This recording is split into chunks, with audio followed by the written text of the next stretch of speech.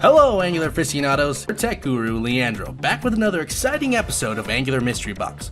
But before we dive in, let's make a deal. Smash that like button and subscribe to our channel for a regular dose of Angular awesomeness. Ready? Today we're exploring an Angular feature that's as underrated as not having allergies. Dependency Injection. Yes, you heard it. Dependency Injection, or DI in Angular. It might sound like a medical procedure, but I promise it's way more fun and a lot less scary.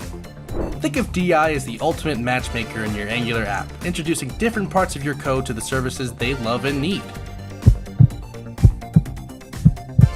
But why is DI the unsung hero of Angular?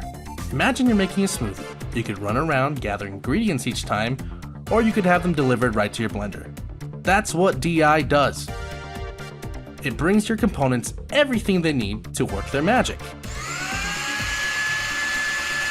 Now some might say, Leandro, can't I just create instances the old-fashioned way? I mean, sure, you could, but why?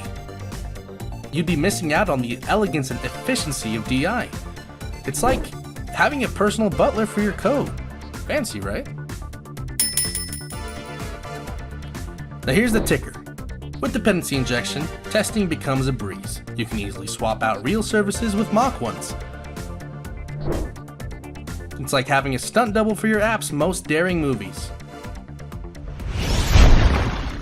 My Angular allies, embrace Dependency Injection. It won't only clean up your code, but also turn you into a more efficient developer. That's it for today's Angular Mystery. If you've enjoyed this tech treasure hunt, show some love with a like and a subscribe for me. Curious, keep coding, and remember, every line of code is a journey. Until next time, this was Leandro. Peace out.